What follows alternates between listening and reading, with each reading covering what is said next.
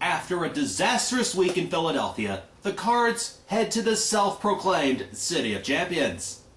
The good news is, that tag hasn't applied to the Pirates for at least the last 30 years. Would the Cardinals' fortunes turn around? Find out next. We're going up today to kick out every line, take anything we want, drink everything inside. We're going till the world stops turning while we burn it to the ground at night. Cards take 2 out of 3 this weekend against the Pittsburgh Pirates, increasing their record to 20-12, 2.5 games up on Cincinnati. Now, normally, taking 2 out of 3 in a series would be a good thing, but this is the Pittsburgh Pirates. Basically, it's a glorified AA farm club. This team hasn't had a winning record since 1992, blaming the whole small market thing for their downfall and inability to sign or keep any real talent.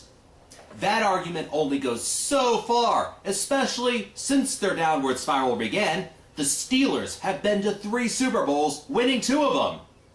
While the Penguins have narrowly escaped death a few years back to win the Stanley Cup last year and are en route to a possible repeat, just as long as they beat the Habs tonight. Back to the Pirates. The current team has cast-offs from other teams that they got on the cheap. Names like Ronnie Cedeno, Lastings Millage, Andy LaRoche, not Adam, and Octavio Dotel, to name a few.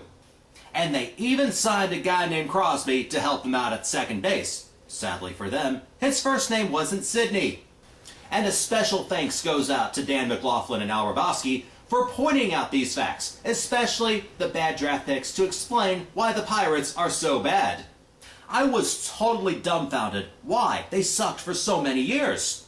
As for the Cardinals, their hitting was atrocious. They did manage to escape with a 4-3 win on Friday. And the main reason? The Bucs' defense is absolutely terrible.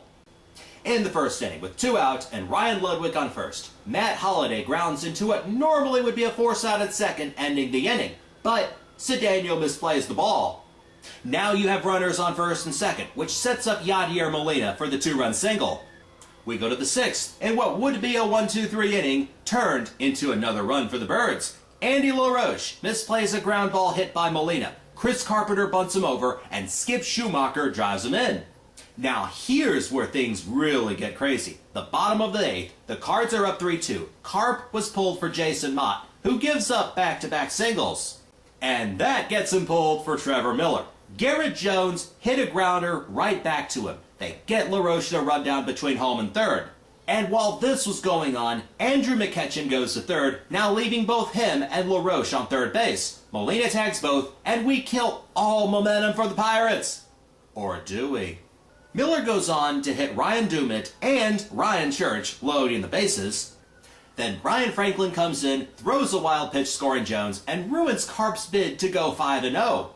But in the 9th, Holiday singles, replaced by Joe Mather, and Yadi once again comes through with the game-winning double. Saturday, the Cards get shut out for the 3rd time this season, falling 2-0. Jaime Garcia had another strong outing, even though he lost. He struck out 7, but allowed a run on 7 hits through 6 innings. That would drastically increase his ERA to a horrifying 1.18. The problem? Once again, we cannot hit. And when we do, we get screwed over by the umps. Like in the 6th inning, when Colby Rasmus gets a hit with runners on first and second, Ryan Ludwig is waved home, dodges the tag by Jason Jaramillo by a mile. Would have been a tied game and Garcia would have been off the hook. But no! Home plate umpire Marty Foster was way out of position to make the right call, buys into Jaramillo's act that he tagged him, and Luddy was called out. Pirates get an insurance run in the 8th, and we were pretty much finished. They claim over 25,000 people were there. But the truth was, 24,973 of those fans were actually across town at the Igloo watching the Habs-Pens playoff game going on at the exact same time. Now, I had a huge rant planned for today, directed towards our hitting, or should I say lack of as of late. But they exercised their demons yesterday, annihilating the Pirates 11-4. By the way, happy Mother's Day, and never underestimate the power of the pink bat. like the one Joe Mather used in the third to get the 4-run rally started and drive in Tyler Green. The bases would get loaded, Molina would walk in a run, then comes Nick Stavanoa, which some say is a fatter clone of Aaron Miles. He doubles up to clear the bases, and we're up 4-0. Next inning, Andy LaRoche misplays yet another ground ball, allowing Tyler Green to get back on base. Then, a couple of batters later, Ryan Ludwig hits a fly ball to Lastings Milledge. Keep in mind, anyone else would have caught it, especially on an overcast day with the lights off. But not Milledge. He loses it, it falls behind him, Tyler Green scores, and Luddy's on third base, who gets driven in by David Freese, who grounds out to get the run. Up 6-2 in the sixth, bases loaded, Molina singles, and drives in 2 more. Colby Rasmus and Brendan Ryan also single afterwards, each driving in a run. Then with the bases loaded, Green is hit by a pitch, scoring another run. Hey, we're now up 11-2. The Pirates would end up scoring 2 more in the ninth, but really, did it matter at that point?